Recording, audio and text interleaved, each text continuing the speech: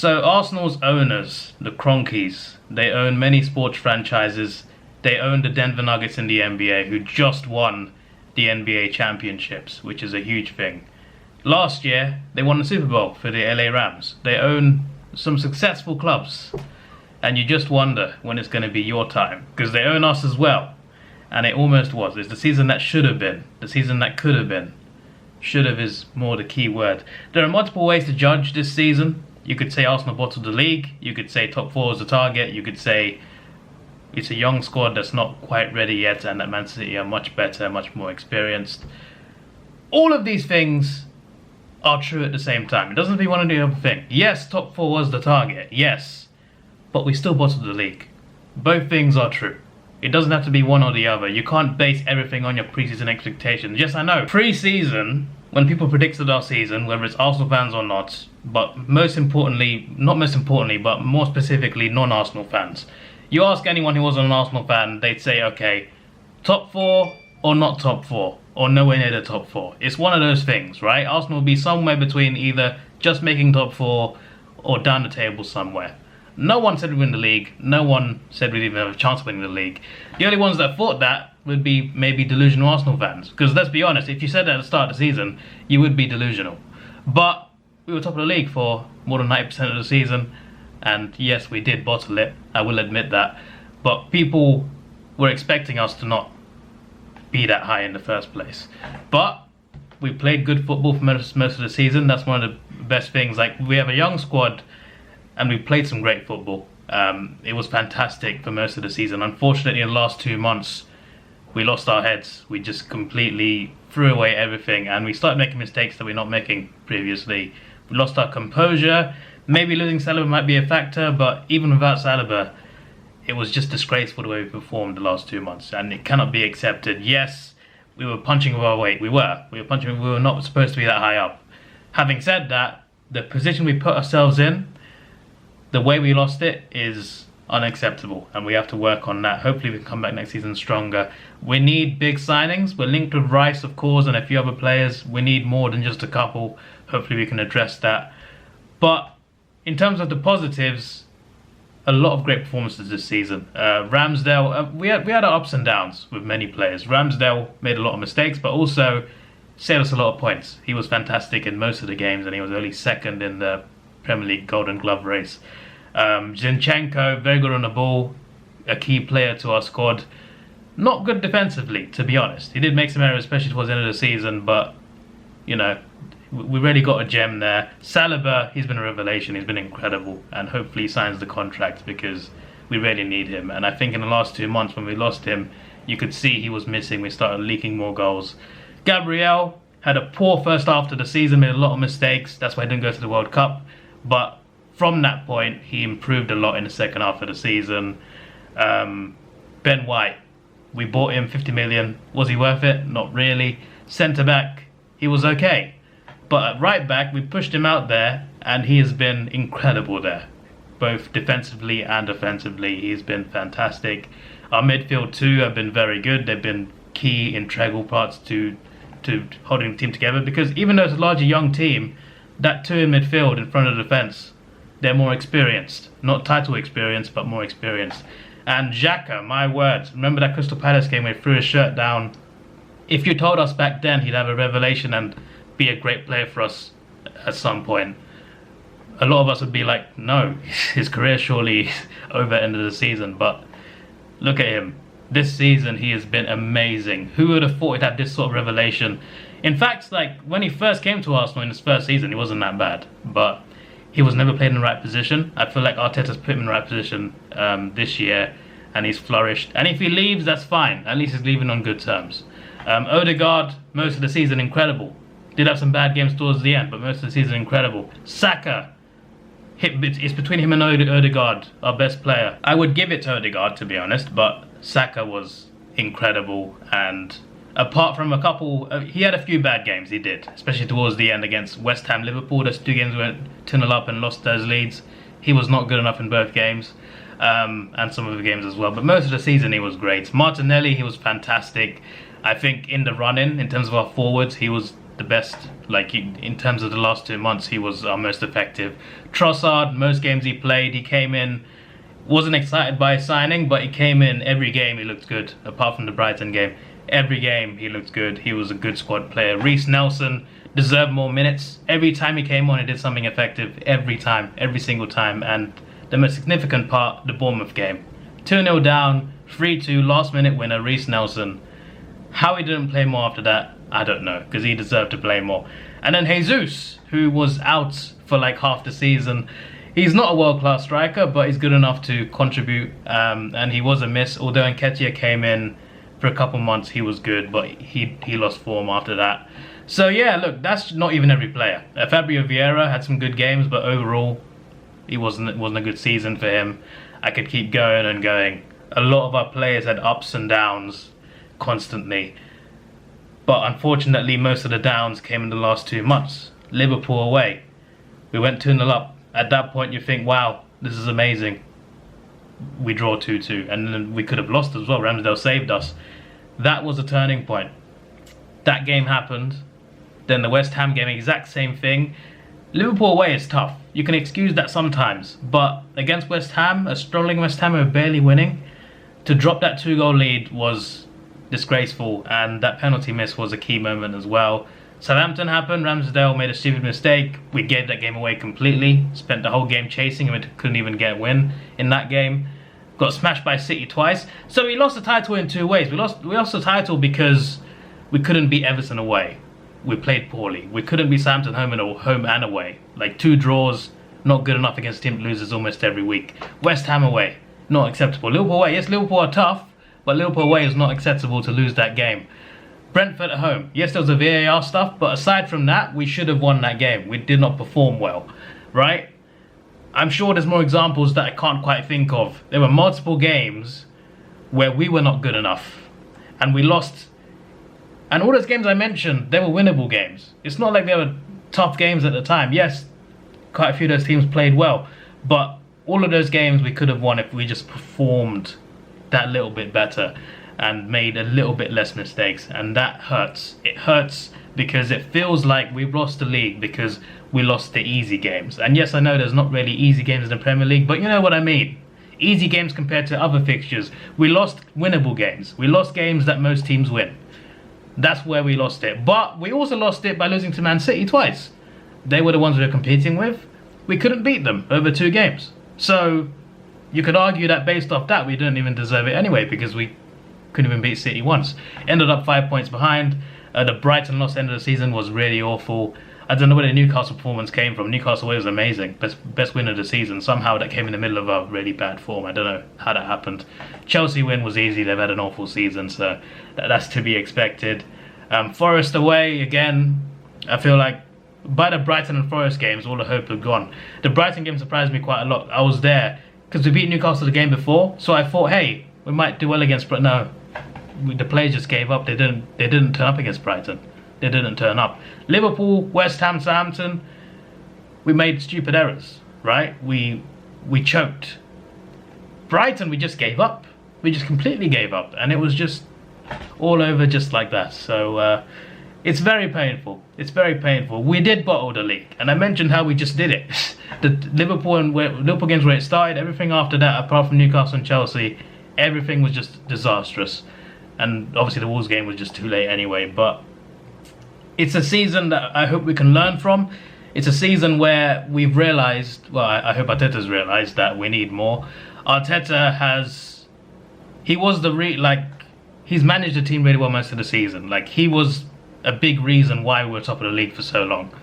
But he's also the same reason why we dropped it as well. Yes, the players didn't perform, and that's a lot of mistakes were made towards the end of the season. Saka, Odegaard, multiple players made silly errors towards the end of the season. But also, I feel the gaffer made some tactical errors. In-game management from him needs to be improved. He doesn't make subs at the right time. He doesn't make the right subs all the time. Sometimes you got to take Saka off. Saka, yeah, he's been our best player most of the season, sure. Against West Ham and Liverpool, you take him off. It's better for the team. No one should be immune to being subbed off from bad performances. No one should be immune. But it feels like Arteta, sometimes some players are immune, because it feels like it to me. I feel like his in-game subs could be better, and in-game tactics could be better. Pre-game, yeah, that's different. In the middle of the game, I feel like he could do a better job of managing the team. That's how I feel. So yeah, players and manager, great most of the season. Not for all of it, especially the last 2 months that went really wrong. So in the end, yes, we bottled the league. We also played well most of the season, then we made stupid errors the last 2 months. Was top 4 the target? Yes. And we've done better than what our main target was. Sure. Man City are better. Sure. Man City won the treble. Only the second team to ever do it after Man United in 1999. Right? They've made history. And that's fine, but we could have stopped it. We could have stopped it. So could have Man United in the cup final. But we could have stopped it. Obviously, this will hurt more for United fans than us. But we could have won the league this year. And the reason we haven't is us.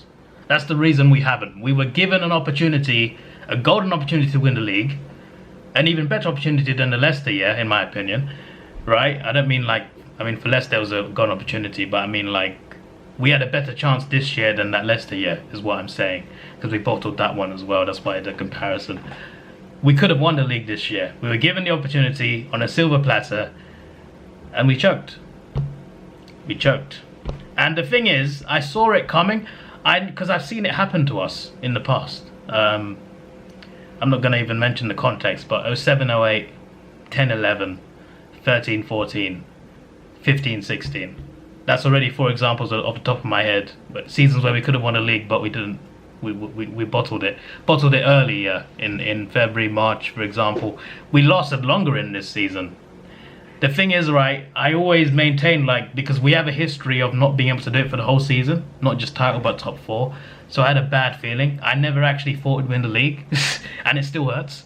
A lot of our fans did, and I get why they believe. We had a lot of great moments, that Villa away game, Bournemouth at home, Man United beating Man United, Spurs home and away, Chelsea away. We had a lot of great moments this season. The Liverpool win as well. A lot of amazing moments, right? There was a lot of belief from my fans this season, but because of what I've witnessed in the past, even though it was a different era and different teams, I still had my doubts. And unfortunately, because I wanted to be wrong, unfortunately my doubts were proven right. We have the DNA of not being able to do it for the last 20 years. And on top of that, we got a young squad, and it's also a thin squad. A few injuries and we're done. Saliba got injured and suddenly our defence started leaking. Like it was Christmas. That's not really a good analogy, but yeah, we bottled it. We bottled it once again, and it's painful because I didn't think we'd win. I didn't believe we'd win the league. I didn't believe it, and it still hurts. I saw it coming, and it still hurts. And it's partly because of how it happened. The teams we lost to, the teams we drew to, you know. But I guess you could also argue at me and say, oh, if you beat City twice, you might win the league. Sure, maybe we're not worthy anyway, but the point is, to me, it feels like we lost the league because we couldn't win the easy games. That's what it feels like to me. But hopefully next year there's improvement, and hopefully we sign big because we need multiple players. But hopefully we've shown sign, because it's not just on the pitch, also upstairs. We've had a lot of problems with Kroenkes. We've not felt they run our club properly. But in recent years, we cannot really argue. Arsenal have a history of not spending much money, but in the last few years we actually have spent money. We actually have been willing to spend a high amount of money, which is a good sign. It's a sign of, I guess, progress in that department. I feel like ever since Stan's son became more hands-on, things started to change a little bit. I think that's important to point out, because in a lot of season reviews in the past, not necessarily from me, people would mention the Kroenkes about not spending money.